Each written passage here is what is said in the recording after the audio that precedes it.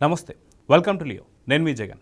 YS Jaganmohan Reddy ఆంధ్రప్రదేశ్కి అమరావతి శాశ్వత రాజధాని అని చెప్పేసి గెజిట్ నోటిఫికేషన్ కేంద్ర ప్రభుత్వం అటు పార్లమెంట్లో సక్సెస్ అయ్యి ఇటు ద్రౌపది ముర్ము గారు కూడా సంతకం పెట్టిన తర్వాత దాన్ని అవహేళన చేస్తూ జగన్మోహన్ రెడ్డి తీసుకున్నటువంటి ఒక నిర్ణయం మా విగన్.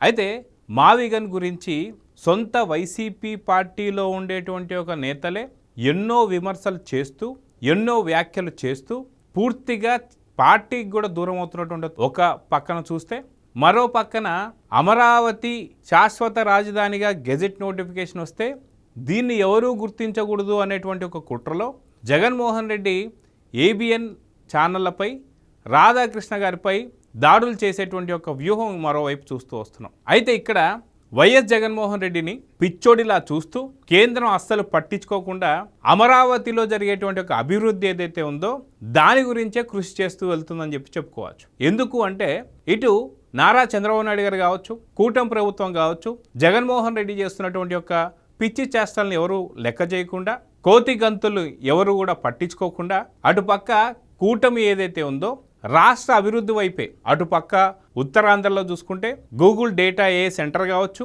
అదేవిధంగా చూసుకుంటే మనకి ఆర్సెల్ఆర్ మిట్టల్ కావచ్చు, నిప్పాన్ స్టీల్ కావచ్చు, ఈ రెండింటికి సంబంధించి ఈ రెండు కంపెనీలు ఏవైతే ఉన్నాయో వీటికి సంబంధించే దాదాపు 2,70,000 కోట్ల పైచులకు పెట్టుబడులు ఉత్తరాంధ్ర వైపు వస్తుంటే, అదేవిధంగా చూసుకుంటే సీమలో మరికొన్ని కంపెనీలు రాబోతుంటే, అదేవిధంగా జగన్మోహన్ రెడ్డి ప్రతిపాదించినటువంటి యొక్క మావిగన్ ఏదైతే ఉందో విజయవాడ గుంటూరులో అమరావతి ఏదైతే ఉందో అది పూర్తిగా సిఆర్డిఏ చట్టం ప్రకారం కంప్లీట్గా అక్కడ విజయవాడ గుంటూరు కూడా దీంట్లోనే భాగంగా ఉంటూ, మరోపక్క మచిలీపట్నం ఏదైతే ఉందో కోస్టల్ కారిడార్ నుంచి భారీ ఎత్తున హైవేలు కావచ్చు ఇవన్నీ కూడా నిర్మించడం మనం చూస్తూ వస్తున్నాం. జగన్మోహన్ రెడ్డి చెప్పినట్టు దాదాపు మావిగన్ అంటే మచిలీపట్నం నుంచి అటు విజయవాడ గుంటూరు దాకా ఉన్నటువంటి ఒక ఏరియాను మొత్తం కూడా తీసుకుంటే నిజంగా ఇక్కడ అమరావతికి సేకరించింది ఉంది 50,000 ఎకరాలు మాత్రమే. కానీ జగన్మోహన్ రెడ్డి చెప్తున్నటువంటి ఒక ప్రతిపాదన ఏదైతే ఉందో దీనికి సంబంధించి అటు మచిలీపట్నం నుంచి విజయవాడ కావచ్చు, విజయవాడ నుంచి గుంటూరు కావచ్చు, ఈ పూర్తి ప్రాంతాన్ని నుంచి నిజంగా ఏదైతే పొలాలు అంటే రాజధానికి భూములు సేకరించాలంటే దాదాపు 2,50,000 ఎకరాలు సేకరించాలి. కానీ ఇక్కడ 50,000 ఎకరాలతో కంప్లీట్ అయిపోయింది. అది కాక ఒక్క రూపాయి కూడా ఎవరికి కట్టకుండా రైతులు స్వచ్ఛందంగా వాళ్ళు ఫ్రీగా ఇచ్చేసినటువంటి భూములు అమరావతి. కానీ జగన్మోహన్ రెడ్డి చెప్తున్నటువంటి ఒక మావిగన్ ఏదైతే ఉందో అటు మచిలీపట్నం నుంచి ఇటు గుంటూరు ఇటు విజయవాడ దగ్గరకు వచ్చేసరికి దాదాపు అందరి కూడా ప్రైవేట్ ల్యాండ్స్ మాత్రమే, అందరి కూడా ఖచ్చితంగా చేతికి డబ్బులు ఇచ్చి కొనుక్కోవాల్సిన మాత్రం. అప్పుడు ఎన్ని వేల కోట్లు అవుతాయి? ఇక్కడ రూపాయి పెట్టుబడి లేకుండా చంద్రబాబు నాయుడు గారు భూములు స్వీకరిస్తే దానికి విరుద్ధంగా మావిగన్ అని చెప్పడం ఎలా చూడాలి? అయితే ఇదంతా చూస్తే కేంద్ర ప్రభుత్వం జగన్మోహన్ రెడ్డిని పిచ్చోడ్లా చూస్తూ గెజిట్ నోటిఫికేషన్ రిలీజ్ చేయడం కావచ్చు, అటు లోక్సభలో కానీ రాజ్యసభలో కానీ ఓన్లీ వైసీపీ పార్టీ తప్ప వైసీపీ పార్టీకి సంబంధించి బాస్ అయినటువంటి ఒక కేసీఆర్ పార్టీ అది బీఆర్ఎస్ కూడా కంప్లీట్గా ఆమోదం తెలపడం మనం చూసాం. మరొకసారి జగన్మోహన్ రెడ్డిని పిచ్చోని చేస్తూ కేంద్ర సచివాలయాలు కానీ దాంట్లో పనిచేసేటువంటి ఒక ఉద్యోగస్తులు ఎవరైతే ఉన్నారో వారందరికీ గృహాలు కానీ ఇవన్నీ కలుపుకొని దాదాపు 2,534 కోట్లతో అటు కేంద్ర సచివాలయం కావచ్చు లేదా సచివాలయంలో పనిచేసేటువంటి ఒక ఉద్యోగులు ఎవరైతే ఉన్నారో వాళ్ళకి సంబంధించి గృహాలు కావచ్చు, వీటన్నిటికీ సంబంధించి ఇప్పుడు రాష్ట్ర ప్రభుత్వం ఏదైతే ఉందో అమరావతిలో వాటికి సంబంధించి భూములు కేటాయించడం కానీ అక్కడ కట్టడాలు కట్టడం సంబంధించి ఒక ప్రతిపాదన పెట్టడంతో నిర్మలా సీతారామన్ గారు దానికి పచ్చ జెండా ఊపారని చెప్పుకోవాలి. అమరావతిలో కేంద్ర సచివాలయానికి సంబంధించి 5.53 ఎకరాలలో కేంద్ర సచివాలయానికి 1,200 కోట్ల పైచిలుకు నిధులు, అదేవిధంగా చూసుకుంటే ఆ కేంద్ర సచివాలయంలో పనిచేసేటువంటి ఒక ఉద్యోగస్తులకి 17 ఎకరాలలో వాళ్ళకి గృహాలు నిర్మించడం, వీటికి కూడా దాదాపు 12 కోట్లకు సంబంధించి పైచులకే అక్కడ నిధులు మంజూరు కావడానికి పచ్చజెండా ఊపడం నిర్మలా సీతారామన్ మనం చూసాం. అయితే దీనికి సంబంధించి దాదాపు 2,534 కోట్లు అటు సచివాలయం కావచ్చు, అదేవిధంగా చూసుకుంటే అక్కడ సచివాలయం కావచ్చు, అదేవిధంగా అక్కడ పనిచేసేటువంటి ఉద్యోగస్తులకు గృహాలు కావచ్చు, ఇవన్నీ కూడా కేంద్ర ప్రభుత్వం జెండా ఊపింది అంటే నిజంగా జగన్మోహన్ రెడ్డిని ఎక్కడన్నా సరే పట్టించుకుంటున్నారా?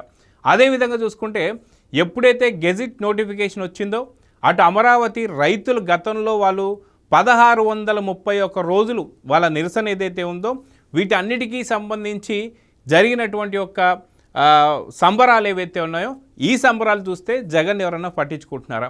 అదేవిధంగా చూసుకుంటే అటు పక్క హైవేలు కావచ్చు, రింగ్ రోడ్లు కావచ్చు, అమరావతిలో జరిగేటువంటి డెవలప్మెంట్ కావచ్చు, దాదాపు 30,000 మంది కార్మికులు పనిచేస్తున్న వాళ్ళు రాత్రి పగలు పనిచేస్తున్నటువంటి వ్యక్తులను చూస్తుంటే నిజంగా జగన్మోహన్ రెడ్డిని పట్టించుకుంటున్నారా? మావిగన్ని ఎవరైనా సరే పట్టించుకుంటున్నారంటే అది ఓన్లీ వైసీపీతో పాటు సాక్షి ఛానల్, సాక్షి పత్రిక తప్ప ఎవరు పట్టించుకోవట్లేదు. ఇక్కడ జరుగుతున్నటువంటి వాస్తవాలు ఏవైతే ఉన్నాయో అందరూ కూడా ఏదైతే జగన్మోహన్ రెడ్డికి సంబంధించినటువంటి దారిలోనే ఆయన మావిగన్ అంటే మావిగన్ అని, లేదు అమరావతి అంటే అమరావతి అని, లేదు అమరావతికి కనీసం 30,000 ఎకరాలు కావాలంటే అవును 30,000 ఎకరాలని, లేదు 3 రాజధానులు అంటే 3 రాజధానులని, లేదు వైజాగే రాజధాని అంటే వైజాగే రాజధాని అని, లేదు ఖచ్చితంగా వైజాగ్లో గత సెప్టెంబర్లో మేము కాపురం పెట్టబోతున్నా అని చెప్పేసి జగన్మోహన్ రెడ్డి అంటే చప్పట్లు కొట్టడం, ఇప్పుడు మావిగన్కి చప్పట్లు కొట్టడం, ఇలా ఇన్ని యూటర్న్లు తీసుకున్నా సరే జగన్మోహన్ రెడ్డి దేని చెబితే దానికి తలూపడం కావచ్చు. అదేవిధంగా చూసుకుంటే గతంలో 3 రాజధానులకు సంబంధించి ఇక్కడ ఆంధ్రప్రదేశ్ సంబంధించిన అసెంబ్లీలో కావచ్చు లేదా కౌన్సిల్లో కావచ్చు కంప్లీట్గా బిల్లు పెట్టేసి ఆ బిల్లుని ఒక చట్టం కింద చేయాలని చెప్పి చూడడం, కానీ దీని సెలక్షన్ కమిటీకి పంపించగానే అక్కడ షరీఫ్ గారిపై చేసినటువంటి దాడులు ఇవన్నీ చూస్తుంటే ఖచ్చితంగా మనకు గుర్తొచ్చే పాయింట్ ఒకటి ఏంటంటే 100% జగన్మోహన్ రెడ్డిని వాళ్ళ పార్టీలో వ్యక్తులే కాదు సొంత తల్లి చెల్లి పట్టించుకున్నటువంటి తరుణంలో ఇప్పుడు జగన్మోహన్ రెడ్డిని అటు రాష్ట్ర ప్రజలు పట్టించుకోవట్లేదు, అటు రాష్ట్రంలో వ్యాపారులు పట్టించుకోవట్లేదు, అటు రాష్ట్రంలో ఉన్నటువంటి ఒక రాజకీయ నాయకులు పట్టించుకోవట్లేదు, అటు రాష్ట్రంలో ఉన్నటువంటి మిగతా అంటే సాక్షి కాకుండా అటు సాక్షి ఛానల్ కాకుండా ఉన్నటువంటి ఒక మిగతా పత్రికలు కావచ్చు, ఛానల్ కావచ్చు అవి పట్టించుకోవట్లేదు, వాళ్ళ స్వయాన వాళ్ళ నేతలు పట్టించుకోవట్లేదు, స్వయాన తల్లి పట్టించుకోవట్లేదు, స్వయాన చెల్లి పట్టించుకోవట్లేదు. ఇలాంటి తరుణంలో కేంద్ర ప్రభుత్వం ఎటువంటి అంటే జగన్మోహన్ రెడ్డి ఏం వ్యాఖ్యలు చేస్తున్నాడని చెప్పేసి పట్టించుకోకుండా అప్పుడు లోక్సభలో మిథున్ రెడ్డి మేము వాకౌట్ చేస్తున్నప్పుడు ఎవరు పట్టించుకోలేదు. అదేవిధంగా చూసుకుంటే అటు రాజ్యసభలో వైవి సుబ్బారెడ్డి వాకౌట్ అన్నప్పుడు కూడా ఎవరు పట్టించుకోలేదు. ఇటు ఏపీ అసెంబ్లీలో మేము రామన్నా సరే ఎవరు పట్టించుకోలేదు. అలా ప్రజలు కానీ ఎవరు కానీ పట్టించుకున్నటువంటి తరుణంలో కేంద్ర ప్రభుత్వం ఇప్పుడు అమరావతికి పెద్దపీట వేస్తూ కేంద్ర సచివాలయం కావచ్చు, వాటిల్లో పనిచేసే ఒక ఉద్యోగులకి గృహాలు కావచ్చు, వీటన్నిటికి కూడా దాదాపు 2,534 కోట్లు ఇప్పుడు గ్రాంట్ చేశారంటే పచ్చజెండా ఊపారంటే నిజంగా జగన్మోహన్ రెడ్డిని ఎవరిని పట్టించుకుంటున్నారా? కనీసం వాళ్ళ తల్లైనా పట్టించుకుంటుందా, లేదా సొంత చెల్లైనా పట్టించుకుంటుందా, రాష్ట్ర ప్రజలు పట్టించుకుంటున్నారా, అదేవిధంగా కేంద్ర ప్రభుత్వం పట్టించుకుంటుందా, లేదా ఎవరు పట్టించుకుంటున్నారు? సో ఎవరు పట్టించుకున్నటువంటి తరుణంలో ఏం చేయాలో కూడా అర్థం కాక వైసీపీ ఫ్రస్ట్రేషన్లో ఉంటూ దాడులు చేస్తే తప్ప మాకు గుర్తింపులు ఉండవు అని చెప్పేసనే నిజంగా మీడియా పైన కూడా దాడులు చేస్తున్నటువంటి యొక్క జగన్మోహన్ రెడ్డిని వైసీపీ బ్యాచ్ని ఎలా చూడాలి? అదేవిధంగా అంబటి రాంబాబుపై మరొకసారి కేసు నమోదైంది ఏదైతే మీడియాపై చేస్తున్నటువంటి దాడులపైన. సో మొత్తానికి మీరు వైసీపీని పట్టించుకుంటున్నారా? వైసీపీ చెప్తున్నటువంటి మావిగన్ని పట్టించుకుంటున్నారా? జగన్ చెప్తున్నటువంటి ఒక మావిగన్ని మీరు నమ్ముతున్నారా? కామెంట్స్ రూపంలో తెలియజేయండి. నమస్తే.